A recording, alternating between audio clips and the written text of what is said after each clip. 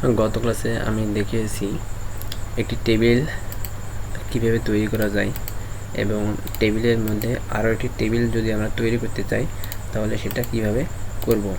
আচ্ছা, টেবিল তৈরি করা অলরেডি দেখানো শেষ হয়ে গেছে। এখন আমরা দেখব টেবিলের মধ্যে আরও একটি টেবিল কীভাবে তৈরি করা যায়। এর জন্য আমাদের একটি Microsoft Word document file open করতে হবে। তারপরে দেখছেন যে এটা আমি গত ক্লাসে দেখিয়েছিলাম। আচ্ছা, এখানে আমি এই যে বক্সটা দেখতে পাচ্ছেন এর ভিতরে আমি একটা মিনি টেবিল তৈরি করব। যেহেতু এখানে আরও একটি টেবিল মিনি টেবিলের যেই রো এবং কলামগুলো রয়েছে এটি যদি আবার আমি এখানে আঁকতে যাই সেটা হয়তো অনেক সময় লাগতে পারে। সেজন্য আমি একটি এখানে টেবিল বসিয়ে দেবো, মিনি টেবিল। এর জন্য প্রথম আমরা নিচে একটি টেবিল তৈরি করে নেব। টেবিল তৈরি করার জন্য এখানে ড্রপ ডাউন বাটন ক্লিক করব, তারপরে ইনসার্ট টেবিলে যাব, তারপর রো এবং কলাম সিলেক্ট করব।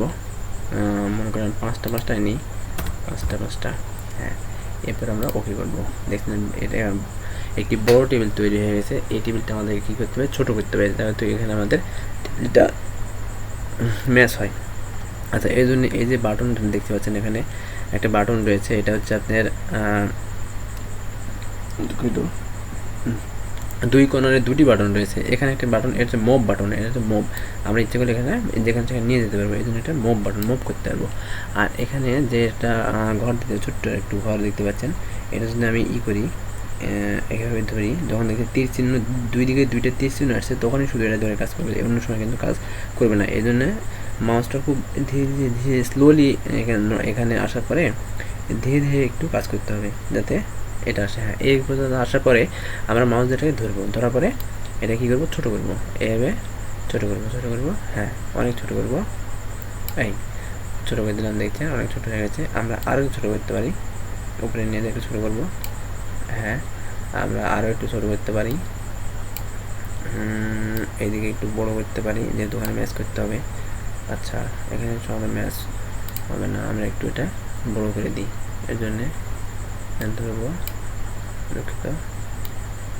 এই এবার আমরা কী করবো, এটা মুভ করবো। এই যে এখানে দেখছেন মুভ, এখানে মুভ করবো। হ্যাঁ, হয়ে গেছে। দেখছেন একটা টেবিলের মধ্যে আরও একটা টেবিল বসে গেছে। এখানে আমরা যদি সংখ্যার প্রয়োজন হয় বা কোনো কিছু লেখার প্রয়োজন হয় তাহলে আমরা খুব সহজেই প্রতিটা সেলে লিখতে পারবো। এটা হচ্ছে টেবিলের ভিতর টেবিল কীভাবে তৈরি করে যায়, এটা হচ্ছে সিস্টেম। এখন আমি যে টেবিলটা তৈরি করলাম ভেতরে, এটা যদি আমি যদি ড্র টেবিল থেকে করতাম তাহলে অনেকটা সময় লাগতো। এখানে খুব সহজে করার জন্য এই টেবিলের মধ্যে আরেকটা টেবিল তৈরি করলাম। আচ্ছা, আশা করছি এই কাজটি আপনি খুব সহজে করতে পারবেন।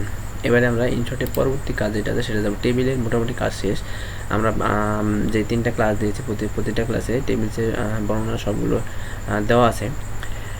টেবিল সাধারণত দুইটি কাজের উপর সবচেয়ে বেশি ডিপেন্ড করে আপনার সৌন্দর্য বৃদ্ধি করার জন্য। সেটা হচ্ছে কি, একটা হচ্ছে আপনার মনে করেন এই যে এখানে দেখতে পাচ্ছেন ডিজাইন থেকে এখানে ড্র টেবিল একটা আঁকতে হবে, একটা ড্র টেবিল যেখানে আঁকতে হবে, আর ইরেজার মানে কাটতে হবে, আঁকতে হবে এবং কাটতে হবে। এই দুইটা যদি আপনি ব্যবহারটা খুব ভালোভাবে বুঝতে পারেন তাহলে একটি টেবিলকে আপনি খুব সুন্দরভাবে তৈরি করতে পারবেন। এটা হচ্ছে মূল কাজ।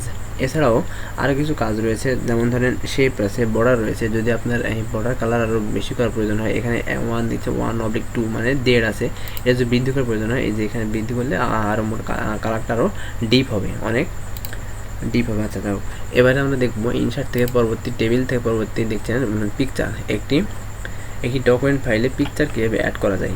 আচ্ছা, এর জন্য আমরা কী করব, পিকচার সাধারণত কোথায় লাগে, পিকচার আমাদের প্রয়োজন হয় মনে করেন কোনো একটা ফাইল আপনি তৈরি করেছেন, সেখানে কিছু লোকের ইনফরমেশান দিয়েছেন, তার হচ্ছে ইনফরমেশানের লাস্টের একটা ঘরে ছবি রাখার প্রয়োজন। যেমন ধরেন এখানে কয়েকটা তথ্য দেখতে পাচ্ছেন দেওয়া আছে। আমি এখানে একটি ঘর একটু তৈরি করে নিই, এখানে একটি ঘর তৈরি করে নিই, তাহলে আপনাদের বোঝাতে সুবিধা হবে। আচ্ছা, এই জন্য আমি ডিজাইনে যাব, এখানে ড্র টেবিল আছে, ড্র টেবিল থেকে এখানে একটি টেবিল আঁকবো। আঁকার পরে এখন যে ইনফরমেশান দিয়েছি, মনে করেন এখানে একটা করে ছবি অ্যাডজাস্ট করতে হবে, একটা করে ছবি, সবার একটা আলমগীরের ছবি, করিম আলমগীর, যে নামগুলো লেখা আছে, যে নামের ইনফরমেশান আমরা দিয়েছি তার সাথে একটা ছবিও অ্যাড করতে হবে। এই কাজটা কী করব, আচ্ছা, এই কাজটা করার জন্য আমরা কী করব, যেহেতু এখানে ঘরে যে দেখতে পাচ্ছেন এখানে ছবিটা দিলে অতটা আকর্ষণীয় বা ভালো লাগবে না। আচ্ছা, এটা একটু বড় করতে হবে আমাদের, এই ঘরটা একটু কী করতে হবে, বড় করতে হবে, যাতে ছবিটা ভালোভাবে ফিট করতে পারি। আচ্ছা, আচ্ছা সবগুলো, আচ্ছা 2টা বড় 3টা বড় করি, একটু ব্যাক স্পেস দিই, হ্যাঁ এর একটু বড় করতে হবে, হ্যাঁ এবারে ঠিকঠাক হয়েছে। আচ্ছা এখানে আমরা কী করবো, একটা করে ছবি দেবো। একটা বিষয় মনে রাখবেন, আপনি যেখানে ছবি দিবেন, যেখানে ছবিটা অ্যাটাচ করবেন, সেখানে একটা মাউস কার্সর রেখে কাজটা করবেন, তাহলে একটু সুবিধা হবে। আচ্ছা এর জন্য আমরা কী করবো, ইনসার্টে যাবো, ইনসার্টে কী করবো, পিকচারে ক্লিক করবো। পিকচারে ক্লিক করার পরে আমাদের ডেস্কটপ থেকে যে ছবিটা আমরা অ্যাটাচ করব, অবশ্যই সেই ছবির মাপ অনুযায়ী কেটে সাইজ করে তারপরে ডেস্কটপে রাখতে হবে। তাছাড়া অন্য মানে ছবি যদি তৈরি করে না রাখেন, তাহলে ছবিগুলো যদি অ্যাটাচ করেন দেখতে ভালো লাগবে না। এর জন্য অবশ্যই আপনি কী করবেন, ডেস্কটপে ছবিগুলো সুন্দরভাবে কেটে সাইজ করে রাখবেন, তাহলে সেটা অ্যাটাচ করতে ভালো লাগবে। আচ্ছা এখানে আমার ছবি তেমন নাই, তারপর দেখছি এখানে কিছু ছবি আছে কি না। আচ্ছা আমি একটা ছবি তৈরি করি, আচ্ছা 1 মিনিট, আমি একটা ছবি তৈরি করে নিই, তাহলে সুবিধা হবে। ছবিটা কীভাবে তৈরি করব, পোস্টে এখানে যাওয়ার পরে এখান থেকে একটা ছবি বলতে যখন আমি যে কোনো একটা ছবি দেখাই, আপনারা ছবি সেটা সুন্দর করে সাজিয়ে গুছিয়ে নেবেন। এখান থেকে আমি একটা ছবি নিই, হ্যাঁ এটাই নেব। এখান থেকে আমি স্ক্রিনশটের মাধ্যমে একটা ছবি সাইজ করে নেব, সাধারণত এইটুকু নিলেই হবে। আচ্ছা উপরে একটু বাড়াই দিই। ছবিটা কিন্তু আপনারা এভাবে নেবেন না, আমি শুধু দেখানোর জন্য এভাবে নিচ্ছি, আপনারা এভাবে নেবেন না।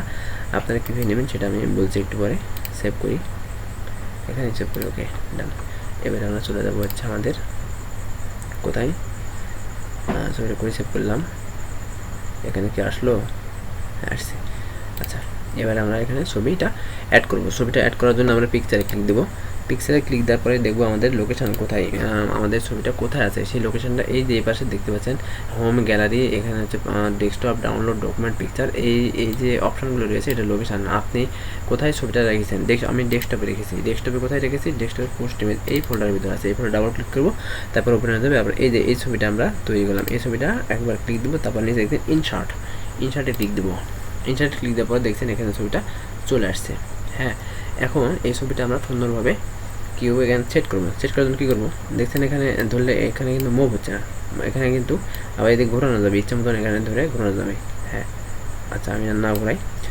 এখন আমরা কী করবো, এই ছবিটাকে মুভ করবো, মুভ করে সুন্দরভাবে আমাদের ফিক্সড জায়গায় যেভাবে যেখানে প্রয়োজন আর কি, যেখানে প্রয়োজন সেখানে ফিক্সড করে রেখে দেবো। এর জন্য আমরা কী করবো, এখান থেকে একটা ক্লিক দেবো, এই ছবির উপর ক্লিক দেবো। কিন্তু ছবির উপর ক্লিক দেওয়ার পরে দেখছেন অনেকগুলো অপশন এখানে চলে আসছে। এখানে দেখবেন ওরাপ ট্যাক্স কোথায় আছে, কি দেখবো, ওরাপ ট্যাক্স। আচ্ছা এখানে দেখবেন এই যেখানে ওরাপ ট্যাক্স রয়েছে, ওরাপ ট্যাক্স এটা কিন্তু আপনি পাবেন না। আপনি যদি এখানে ক্লিক দেন, দেখেন ওরাপ ট্যাক্স বলে কোনো অপশানে কিন্তু নাই। আচ্ছা এখানে ডিজাইনে গেলে হয়তো বা পেতে পারেন, লেআউটে গেলে পেতে পারেন না হয়তো বা, আচ্ছা নাই, যাই হোক আমি কী করবো, এই ছবিটার উপর ক্লিক দেবো, তাহলে অপশনটা প্রদর্শিত হবে। আচ্ছা ছবিতে ক্লিক দিলাম, এরপরে হচ্ছে এই যে ফরম্যাটে ক্লিক দিব, ছবিটা ক্লিক দেওয়ার পরে ফরম্যাটে ক্লিক দেবো, পিকচার টুলস দেখতে পাচ্ছেন এখানে ফরম্যাটে পিকচার টুলস। আচ্ছা এরপরে আমরা কী করবো, ওরাপ ট্যাক্সে যাবো। ওরাপ ট্যাক্সে যাওয়ার পরে কী করবো, ইনফন্ট বিহাইন্ড দ্য ট্যাক্স, এই দেখেন বিহাইন্ড দ্য ট্যাক্স, এটাকে সিলেক্ট করবো। সিলেক্ট করার পরে এখন আমরা কী করবো, ছবি দুঃখিত হয়ে গেল। আচ্ছা আমি আবার করি, হয়ে যাবো ওরাপ tax, in front the tax, in front behind the tax. এখন আমরা এখানে মাউসটা ধীরে ধীরে এদিকে মুভ করবো। দেখেন যখন মুভ করতে করতে যখন চারদিকে 4টা তীর হয়ে যাবে, তখন আমরা কিন্তু মুভ করতে পারবো। কোথায় এই যে দেখছেন, আমি এবার কী করবো, মুভ করবো, এই দেখেন এই যে এই মুভ ফিক্সড। আচ্ছা আমার যদি মনে হয় একটু আমি এদিকে বাড়িয়ে দিতে পারবো, আমার যদি মনে হয় একটু ওদিকে বাড়িয়ে দেবো সেটাও দিতে পারবো, এটা যদি মনে হয় এদিকে একটু বাড়াবো তাও দিতে পারবো। দেখছেন ছবিটা ফিক্সড হয়ে গেলো। এখন আমি আরও একটা ছবি এখানে অ্যাড করবো, একই ছবি আমি অ্যাড করি যেহেতু আমার কাছে ছবি নেই। আচ্ছা এখানে যাবো, আবার পিকচারে যাব, তারপর কী করবো, এই ছবিটাতে ক্লিক দেবো, তারপরে ইনসার্টে ক্লিক দেবো। দেখছেন ছবিটা এখানে চলে আসছে। ছবিটা চলে আসার সঙ্গে সঙ্গে এখানে কী করবো, আমরা ওরাপ ট্যাক্সে যাবো। ওরাপ ট্যাক্সে যাওয়ার পরে বিহাইন্ড দ্য ট্যাক্স অথবা ইনফন্ট যে কোনো একটা নিলেই হবে, আমি বিহাইন্ড দ্য ট্যাক্সই নিই। আচ্ছা ট্যাক্স নেওয়ার পরে এখানে আমি মাউসটা ধীরে ধীরে নড়াবো। এই দেখেন যখন আমার দেখতে পাচ্ছেন এই অবস্থায় কিন্তু আমি কিছু কাজ করতে পারবো না। যখন আমার চারদিকে 4টা একটা প্লাস চিহ্ন মতো আসবে, দেখেন অ্যারো চিহ্ন আসছে চারদিকে 4টা, তার মানে এটা মুভ করতে পারবো। এটা হচ্ছে মুভ। আচ্ছা আমি এখানে ধরবো, ধরার পরে একটু উপরে নিয়ে যাব, ব্যাস। এরপরে এদিকে টানবো, এদিকে টানবো। এখন প্রশ্ন হলো, যদি ইনকেস আমাদের ছবি এখানে চলে আসে, এই যে ফাঁকা অংশের ছবি আসে, তাহলে আমরা ঘরের ভিতরে নিয়ে যাবো কীভাবে? আচ্ছা আমি এটাই দেখাই। এবারে পিকচারে ক্লিক দিব, এই পিকচারটা ক্লিক দিব, ইনসার্টে ক্লিক দিব, এই দেখছেন পিকচারটা চলে আসছে। এখন আমি যদি পিকচারটা মুভ করি, এখন দেখেন মুভ যদি করি, মুভ হচ্ছে না, এই দেখেন হয়েছে, মুভ হচ্ছে কিন্তু লেখাটা কী যেন হিবিজিবি হয়ে গেছে। আচ্ছা এখন যদি আমি এটা বিহাইন্ড দ্য টেক্সট করি, ওরা টেক্সে যাবো, ইম্পোর্ট বিহাইন্ড দ্য টেক্সট, দেখেন ছবিটা চলে আসছে এখানে। আমি যদি মুভ করি, দেখেন এমবিসনে লেখাও দেখা যাচ্ছে, আবার ছবিটাও দেখা যাচ্ছে। এটা হচ্ছে বিহাইন্ড দ্য টেক্সট, এটা হচ্ছে বিহাইন্ড দ্য। আবার এবারে যদি আমি ইনফ্রন্ট টেক্সট করি, তাহলে কী হবে দেখেন, ইনফ্রন্ট টেক্সট যদি করি, সামনে শুধু ছবিটা দেখা যাবে, কিন্তু পিছনের ছবি যে লেখাটা সেটা দেখা যাবে না।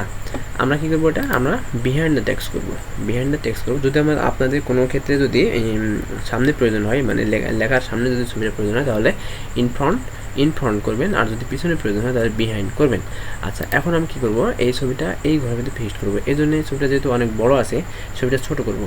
এর জন্য আমরা এখানে ধরবো, দেখেন অ্যারো চিহ্ন চলে আসছে, দুই দিকে দুইটা অ্যারো, আমরা এবার ক্লিক দেবো, দেখেন ছোটো আসছে। এরপর আমরা এই ছবিটাকে আরও একটু ছোটো করে নেব,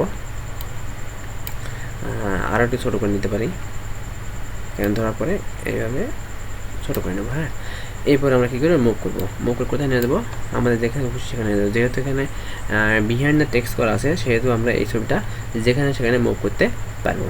আচ্ছা এরপরে আমরা করে গেল মুভ, একবার চলে গেলে সেটা খুঁজে পাওয়া খুব মুশকিল হয়ে যায়।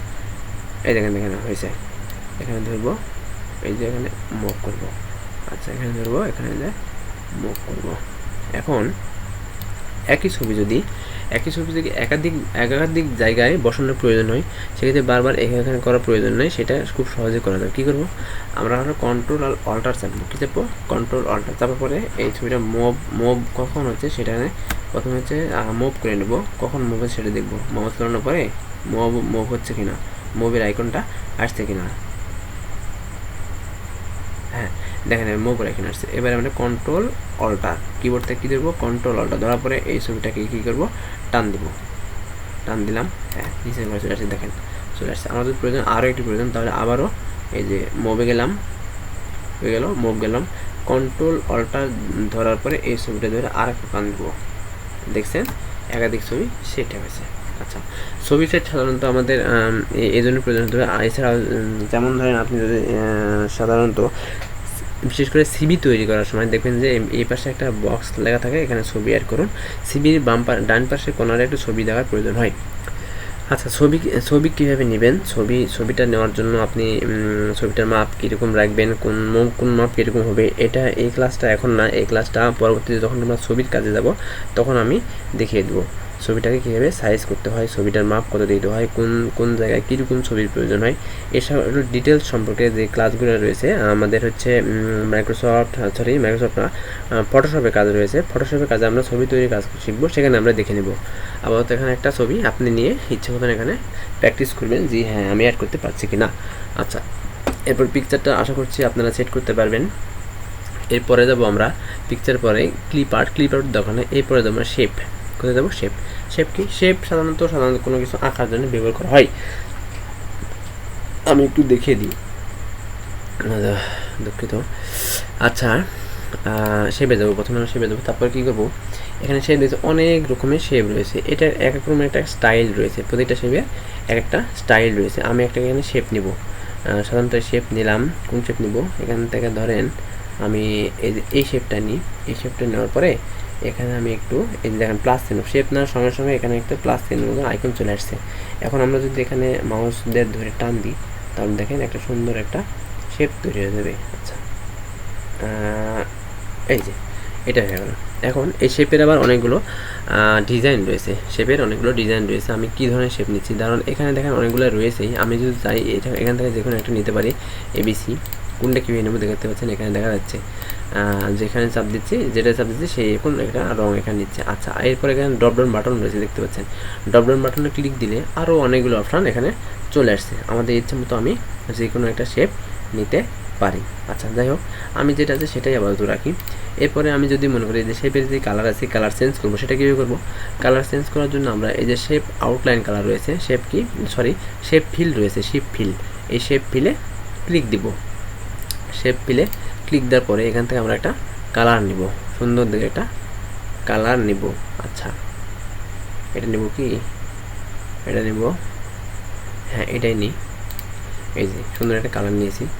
এরপরে ধরেন আমি একটা শেপের আউটলাইন কালারও আমি সেম দেব, আউটলাইন কালারও সেম দিই। দুঃখিত, আউটলাইন কালার, এই যে আউটলাইন কালার মানে কোনটা? এই যে শেপের চারিদিকে যে কালারটা আপনি দেখতে পাচ্ছেন, এই চারিদিকে এটা হচ্ছে আউটলাইন কালার, আর ভিতরে যেটা দেখতে পাচ্ছেন এটা হলো শেপ ফিল কালার। আমরা আউটলাইন কালারও চেঞ্জ করব, আউটলাইন কালারও সেম দিতে পারি। সেম দিব নাকি? হ্যাঁ এটাই দিই, এটাই দিলাম। যা হোক, দেখছেন শেপ তৈরি হয়ে গেছে। এখন শেপে কী করব? আমি ধরেন এই যে শেপ এটা দেখতে পাচ্ছেন, আমি যদি কোনো একটা রূপ দিতে চাই, কীরকম রূপ? এটা কীরকম রূপ হতে পারে আপনি এটা গেস করতে পারেন কি? এটা কীরকম রূপ? যেমন ধরেন এটা যে আছে, এটা ধরেন আমি এখানে মাঝখানে যদি একটা বৃত্ত আঁকি, বৃত্ত আঁকার পরে এই দিক দিয়ে যদি একটা আমি লম্বা টান দিই, তাহলে এটা বাংলাদেশের পতাকার মতো দেখাবে। আচ্ছা আমি দেখি ট্রাই করে হয় কি না। আচ্ছা এবার জন্য আমরা কোথায় যাব? ইনসার্টে যাব, তারপরে হচ্ছে শেপে যাব। এখন আমার প্রয়োজন এখানে একটা বৃত্তটা কোথায় আছে? সার্কেলের কোথায়? সার্কেলের কোথায় রয়েছে? এই জায়গায় দেখেন, এখানে সার্কেল রয়েছে। এটা ছাড়া কি আর আছে? থাকতে পারে আমার কি অতটা? এই যে এখানে একটা বৃত্ত আছে, তাই না? আচ্ছা আমি এটাই নিই। এটা নেওয়ার পরে এখানে একটা বৃত্ত কী করবো? আঁকবো আমরা। এই যে বৃত্ত, হ্যাঁ আঁকলাম। আঁকার পরে মিডিলে করি, এখানে ড্রপ ডাউন বাটন যেটা রয়েছে সেটা দেয় আপনি চাপ, ড্রপ ডাউন বাটন বলতে অ্যারো বাটন যেটা রয়েছে লেফট রাইট আপ আর ডাউন, এখানে যেটা চাপ দেন সেদিকে যাবে। দেখতে পাচ্ছেন চাপ দিচ্ছে, আমি চলে আসছে। আমি এটা কোথায় রাখবো? মিডিলে রাখবো। আমি চাইলে এখানে একটু এটা বড় করতে পারি, হ্যাঁ এদিকে বড় করতে পারি, বড় করতে পারি, এখানে মুভ করতে পারি। এখন আমি এই যে কালার পিছনে এই যে কালার রয়েছে এটা আমি কী দেবো? লাল দেবো, রেড কালার দেওয়ার জন্য কী করবো? কী কালার দিতে হবে আপনি একটু মনে করেন তো। এটা আমি বললাম কি, এটা একটু আগে বলেছে না, কিন্তু এই ভিতরে যে কালার রয়েছে সেটা হচ্ছে শেপ ফিল কালার, আর চারিদিকে যে কালারটা রয়েছে এটা হচ্ছে শেপ আউটলাইন কালার। আমি ফিল কালার চেঞ্জ করবো, ভিতরের কালার যেহেতু সেটা ফিল কালার চেঞ্জ করবো। এখানে আমি কী দেবো? রেড দেবো। এই দেখেন সুন্দর একটা রেড কালার চলে আসছে। এবার আমরা কী করবো? এই দিক দিয়ে একটা লাঠি আঁকার মতো চেষ্টা করব। আচ্ছা দেখি এরকম একটা কোনো চিহ্ন পাই কি না। শেপে যাব, শেপে যাওয়ার পরে কোনটা নেব? ধরেন আমি এটাই নিই, এই তীরটা নিই। তীরটা নেওয়ার পরে এখানে আমরা কী করবো? এটা আঁকবো, তাই না? আচ্ছা দেখেন টান দিব, হ্যাঁ ধরেন এত বড় আঁকলাম। এই যে হয়ে গেছে না? হ্যাঁ এখন আমি এই কালারটা যদি চেঞ্জ করতে চাই তাহলে চেঞ্জ করতে পারবো, আর চেঞ্জ করার প্রয়োজন না হলে চেঞ্জ করবো না। আউটলাইন কালারটা যদি চেঞ্জ করতে চাই তাহলে কি ফিল কালারে যাব। ফিল কালারে যাওয়ার পরে কোন কালার দেবো বলছেন? কোন কালারটা দিই? এটা দেবো না, ফিল কালার এটা ভালো হয়েছে না। যাই হোক যেটা সেটাই থাকুক, আমরা চেঞ্জ করতে গেলাম না। এরপর আমরা এখানে একটা কী দেবো? এখানে একটা এই দিতে হবে, তাই না? পতাকাটা থাকবে কোথায়? সেজন্য এখানে একটা কিছু দিতে হবে, খুঁটি আটকানোর মতো, তাই না? আচ্ছা এইবার আমরা শেপে যাবো আবারও। শেপে যাওয়ার পরে ওইরকম কোনো কিছু আছে কি যেখানে ওটা করা যায়? এখানে এটাকে একটু নিজের মাথা খাটিয়ে নিতে হবে যে কোনটা ম্যাচ করতে পারে, এটা একটু নিজেকে করে নিতে হবে। আচ্ছা আমি এটাই রেড আঙ্গুলার এটা দিলে সম্ভবত হবে কি না। আচ্ছা আমি এটা দিই তো। আচ্ছা এখানে দেওয়ার পরে ছোট্ট একটা আঁকবো, এখানে খুব বড় না, ছোট্ট একটি আঁকবো।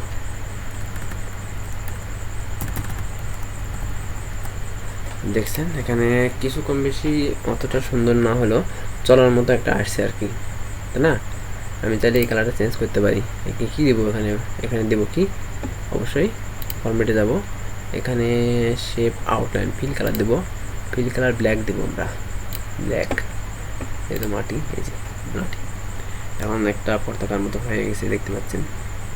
এরপর আরও অনেক কিছু রয়েছে এখানে, শেপে আরও অনেক কিছু রয়েছে। যেমন ধরেন আমি যদি এখানে চাঁদ এই ধরনের কিছু আঁকতে চাই, চাঁদ ধরে আঁকতে চাই, তাহলে চাঁদ কোথায় আছে, এই যে চাঁদ। এখানে নেওয়ার পরে দেখেন এখানে আমি একটা সুন্দরভাবে টান দেবো। হ্যাঁ, এখন চাঁদটা তো সাধারণত এভাবে থাকে না, তাই না? আচ্ছা, এই যে এখানে একটা দেখছেন একটা দাগের উপর আর একটা সুন্দর একটা গোল আছে, গোলে যখন মাউস বাটন নিয়ে যাচ্ছি দেখেন এটা একটা ঘূর্ণির মতো হয়ে যাচ্ছে, তাই না? তার মানে কি, এটা হচ্ছে, এটা যদি আমি ঘোরাতে চাই তাহলে এখান থেকে আমরা ঘোরাতে পারবো। এটা না, শুধু আমি যেই শেপটা নেবো সেই শেপটা যেদিক সেদিক ঘোরাতে পারবো। আমি এখানে ধরবো, ধোয়ার পর মাউস দিয়ে এভাবে ঘোরাবো, ঘোরানোর পরে কোথায় নিয়ে আসবো, এইদিকে নিয়ে আসবো। দেখছেন? আচ্ছা, ম্যাচ হয়নি, আর একটু ঘোরাতে হবে। হ্যাঁ, বেশি হয়ে গেছে। হ্যাঁ, এবার হয়েছে। দেখছেন এত, এই যে একটা সুন্দর একটা চাঁদ চলে আসছে, তাই না? চাঁদ সাধারণত বাঁকাই থাকে, তাই না? এরকম একটা বাঁকা থাকে। আচ্ছা, এটা আবার নৌকার ডিজাইন কিন্তু দিতে পারি আমরা, একটা নৌকার ডিজাইন দিতে পারি। কীভাবে নৌকার ডিজাইন দেওয়ার জন্য কী করতে হবে, এখানে উপরে একটা দাঁড় দিতে হবে, এই দিকে একটা লাঠি দিতে হবে, লাঠি দিলে এটা একটা নৌকার মতো হয়ে যাবে। আচ্ছা, এগুলো দেখাতে লাগলে ক্লাসটা অনেক লং হয়ে যাবে, সেজন্য আমি দেখাচ্ছি না। এটা আপনারা নিজেদের ট্রাই করবেন, নিজেদের ঠিক করবেন, ট্রাই করবেন। এভাবে শেপের আউটলাইন কালার, ফিল কালার কীভাবে চেঞ্জ করতে হয় আমি সবগুলো দেখালাম। আপনারা আপনার ইচ্ছে মতো এখানে ইনসাইডে থাকা শেপ থাকা সেটা চেঞ্জ করবেন। এরপর আমরা নিচে আসি। শেপের পরে কী আছে, স্মার্ট আর্ট। স্মার্ট আর্ট কি? স্মার্ট আর্ট সাধারণত আমি দেখালে আপনার সুবিধা হবে। এখানে অল আছে, অনেকগুলো রয়েছে, তারা স্মার্ট। আমি একটা সার্কেল নিই, এই লিস্ট আছে, লিস্টে ক্লিক দেওয়ার পরে দেখেন সার্কেল আছে। এই যে এখানে আরও অনেকগুলো স্টাইল রয়েছে, আমার যদি যেটা ইচ্ছা সেটা আমরা নিতে পারি। আমি সাধারণত ধরেন এটাই নিলাম। এটা নেওয়ার পরে এটা ক্লিক দেওয়ার পরে এখানে ওকে দেখতে পাচ্ছেন, ওকে ক্লিক দিলাম। দেখেন এখানে অনেকগুলো চলে আসছে, তাই না? আচ্ছা, এরপর কী করতে হবে, টেক্সট দিতে হবে, এদিকে লিখতে হবে। এটা টেক্সট কই গেল, কিছু তো বুঝলাম না, হয়তো বা উঠে গেছে। আচ্ছা, এটা একটু আমি রিকল করি, আবারও নিই, হয়ে গেল রে। আচ্ছা, কী যেন হয়েছে, সবগুলোই উঠে গেছে। আচ্ছা,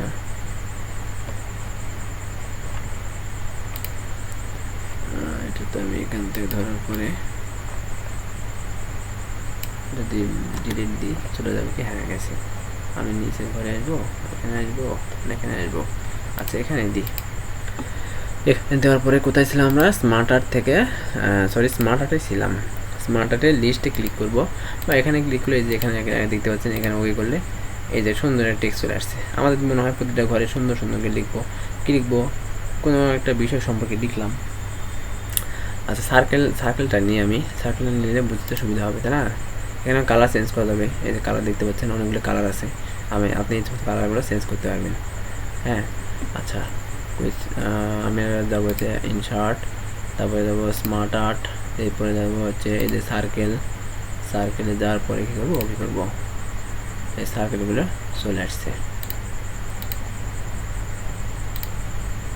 এই সার্কেলটার 1 2 3 4 5, 1 2 3, এখানে 3 3 6টা আছে, এখানে 5টা দেখাচ্ছে। আচ্ছা, লেখার জন্য আমরা কী করবো, লেখার জন্য এই যে এখানে ক্লিক দেওয়ার পরে দেখেন এই যে টেক্সট এখানে লিখবো, ঠিক আছে? এখানে লেখার পরে ধরেন আমার নাম লিখলাম, এই ইংলিশ বাংলা সব বাংলিশ হয়ে গেছে। আচ্ছা, এটা একটু কেটে দিই, এটা ইংরেজি করি, এবারে আন্ডু করি। হ্যাঁ, এখানে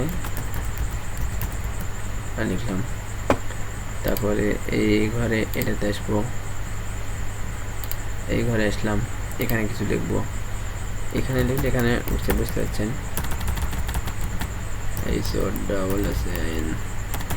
সাধারণত এটা কীভাবে ব্যবহার হয় সেটা আমি বোঝাই দিই। আর লিখলে বুঝতে পারছেন কীভাবে লেখা যাবে। লেখার জন্য আমি যখন যেটার উপর টিক দিব, টিক দেওয়ার পরে এখানেও লিখতে পারবো, আবার এই দেখেন এখানে লিখলেও এখানে লেখা চলে আসবে। আচ্ছা, যেমন ধরেন আপনার বাস্তু সংস্থার নাম শুনছেন হয়তো, বা বাস্তু সংস্থান কি? বাস্তু সংস্থান হচ্ছে এরকম জিনিস, যেমন ধরেন সাপে ওই যে ব্যাঙ খায়, আমরা বইয়ে পড়েছি আগে, সাপে ব্যাঙ খায়, সাপে আবার সিলে খায়, সিলে আবার কেউ খায়। এই যে একটা গোড়াটা একটা চক্র, এই চক্রটা যদি আমরা কোনো কিছু চক্র যদি বোঝাতে চাই তাহলে আমরা সার্কেল আকারে সেটা বোঝাতে পারবো এবং টেক্সটগুলো এখানে লিখতে পারবো সুন্দরভাবে, ঠিক আছে?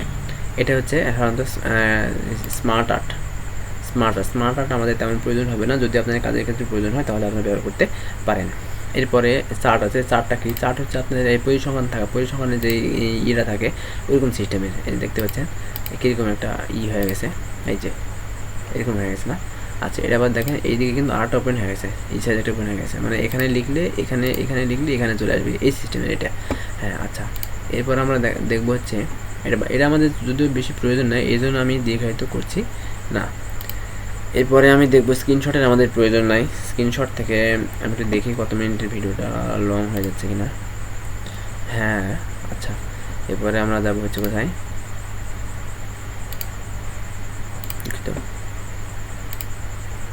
আচ্ছা স্মার্ট ওয়ার্ড পর্যন্ত দেখলাম না। আচ্ছা, স্মার্ট ওয়ার্ড পর্যন্তই থাক।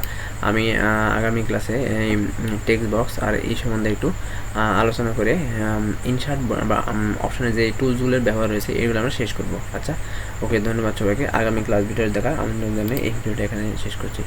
ধন্যবাদ।